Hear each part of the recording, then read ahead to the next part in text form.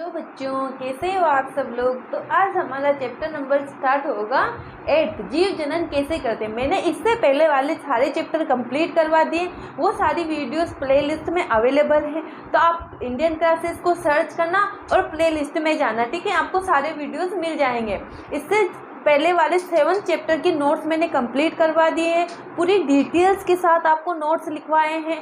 तो आप जाइए, प्लीज़ देखिए उनको और अपनी कॉपी में नोट डाउन कीजिए, क्योंकि वो नोट्स आपके एग्ज़ाम के लिए बहुत ही ज़्यादा इम्पोर्टेंट हैं। जब आप उन नोट्स को पढ़ोगे तो आप साइंस में 100 में से 100 मार्क्स ला सकते हो।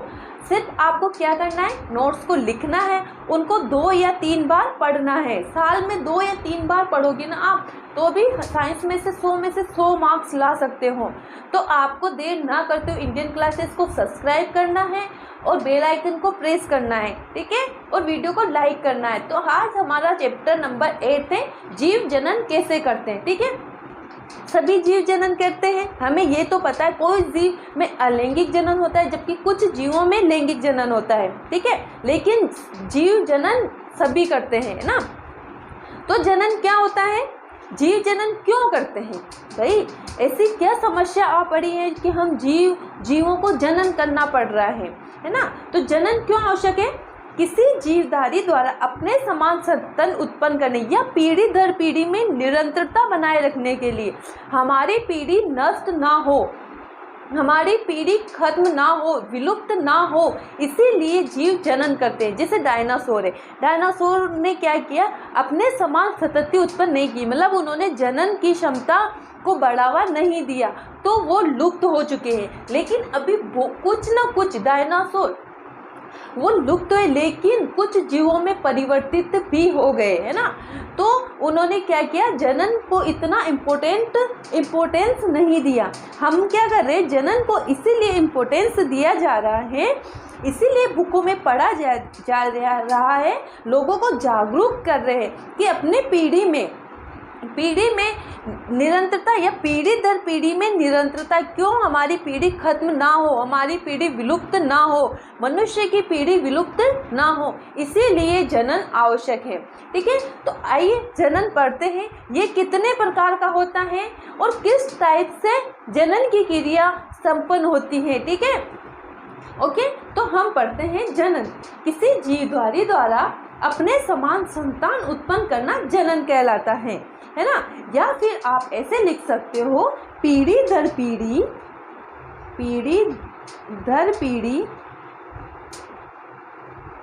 में निरंतरता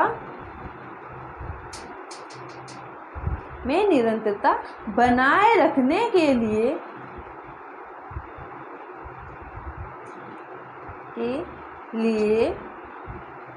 जनन आवश्यक है। पीढ़ी दर पीढ़ी में निरंतरता बनाए रखने के लिए जनन आवश्यक है। तो आप ये दोनों डेफिनेशन लिख सकते हो, ठीक है। और अब जनन कितने प्रकार का होता है, जनन 2 प्रकार का होता है, लैंगिक जनन और अलैंगिक जनन, ठीक है। लैंगिक जनन में क्या होता है, जब नर युग्मक और मादा युग्मक का संलयन नहीं होता है, इसमें सिर्फ मादा युग्मक ही अपने समान संतति उत्पन्न कर सकती है, अपने समान बच्चों को जन्म दे सकती है। इस जनन में विभिन्नता बहुत कम मिलती है, क्योंकि इसमें सिर्फ मादा भाग ले रही है ना, तो डिक्टो मादा के समान ही संतान उत्पन्न होगी। जबकि लैंगिक जनन में नर युग्मक और मादा युग्मक दोनों भाग लेते हैं, तो थोड़ी सी विभिन्नता आ जाती है। कुछ लक्षण मम्मी के होते हैं और कुछ लक्षण पापा के होते हैं, ठीक है। लैंगिक जनन और अलैंगिक जनन, ठीक है। अब आता है डीएनए बहुत इम्पोर्टेंट है। जैसे हम डीएनए, हमारे शरीर में सभी लक्षणों का कंट्रोल कौन करता है, डीएनए का पूरा नाम डीऑक्सी राइबोज न्यूक्लिक अम्ल है। ये पूरा नाम 1 नंबर में पूछा जाता है, तो आपको डीएनए का पूरा नाम भी याद रखना है। डीएनए का पूरा नाम क्या है, डीऑक्सी राइबोज न्यूक्लिक अम्ल। डीएनए के अणुओं में आनुवंशिक गुणों का संदेश होता है, जो जनक से सतती पीढ़ी में जाता है। डीएनए की प्रतिकृति का बनना जनन की मूल घटना है। मतलब ये क्या बोल रहा है, आनुवंशिक जो हमारे हमारे लक्षण जो सदियों से चले आ रहे, सदियों से मतलब जो हमारे दादा में थे, फिर वो लक्षण परदादा से दादा में आए, फिर दादा से पापा में आए, पापा में हम में आए और हमसे हमारे बच्चों में जाएंगे। वो जो ऐसे लक्षण जो पीढ़ी दर पीढ़ी चलते हुए आ रहे हैं उन्हें हम आनुवांशिक लक्षण बोलते हैं। तो उन्हीं की प्रतिकृति मतलब उन्हीं का डिक्टो बनाने का काम कौन करता है? डीएनए करता है। हमारे आनुवांशिक लक्षण जो पीढ़ी दर पीढ़ी से चले आ रहे, जैसे परदादा की आंखें ब्लू कलर की है तो दादाजी की आंखें ब्लू कलर की होगी। तो ये जो लक्षण है किसके द्वारा छप के अगली पीढ़ी में आ रहा है? डीएनए के द्वारा, है ना। तो हमारे आनुवांशिक गुणों का छापन कौन कर रहा है? डीएनए कर रहा है, ठीक है। डीएनए की प्रतिकृति बनाना जनन के लिए क्यों आवश्यक है ना। डीएनए में आनुवांशिक सूचनाएं निहित होती। आनुवांशिक सूचनाओं का मतलब समझ में आ गया। अब डीएनए गुणसूत्रों के रूप में एक पीढ़ी से दूसरी पीढ़ी में जाते हैं, है ना।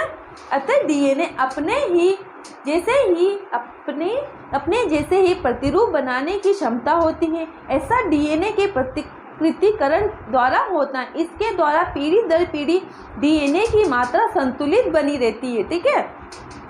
अब आता है विभिन्नता का महत्व। मैंने बताया था विभिन्नता, अलैंगिक जनन में विभिन्नता बिल्कुल नहीं पाई जाती, ये सिर्फ लैंगिक जनन में ही पाई जाती है।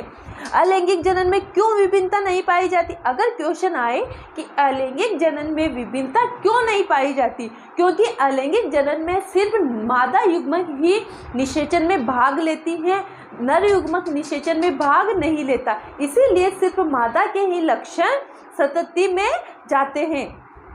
जनन क्षमता का उपयोग कर जीव पारितंत्र में स्थान अथवा निकेत ग्रहण करते हैं। जनन के दौरान डीएनए प्रतिकृति का अविरोध जीव की शारीरिक संरचना एवं डिजाइन के लिए अत्यंत महत्वपूर्ण है, जो उसे विशिष्ट निकेत के योग्य बनाती है। लंबे समय तक प्रजाति की उत्तरजीविता बनाने के लिए उपयोगी है। जैव विकास पर आधार है, ठीक है। तो हमारा डीएनए का मतलब समझ में आ गया। डीएनए हमारे शरीर के लिए सबसे इम्पोर्टेंट है। हमारे में 46 गुणसूत्र पाए जाते हैं। बहुत से बच्चों को 10th क्लास में आ जाते हैं और ये पता नहीं होता है कि मनुष्य में कितने गुणसूत्र होते हैं। तो मनुष्य में 46 गुणसूत्र होते हैं। जो नई संतान जन्म लेती हैं उसमें 46 गुणसूत्र होते हैं।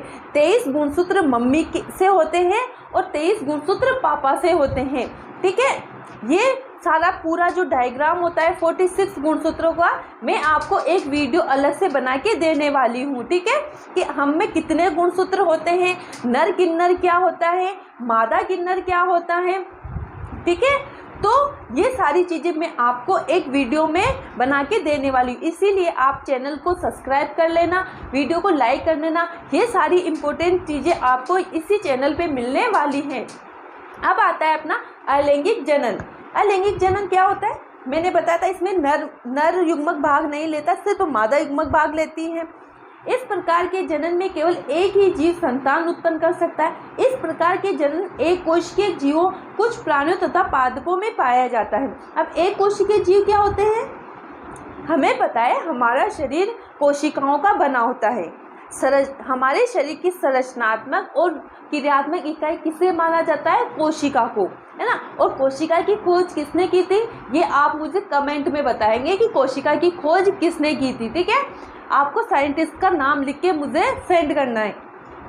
एक कोशिकीय जीव क्या होता है? जिनका शरीर एक कोशिकाओं का बना होता है, मतलब सिंगल सेल जो जीव होते हैं उन्हें हम एक कोशिकीय जीव कहते हैं। हम इन्हें आंखों के द्वारा नहीं देख सकते, सिर्फ माइक्रोस्कोप के द्वारा इन्हें देखा जा सकता है।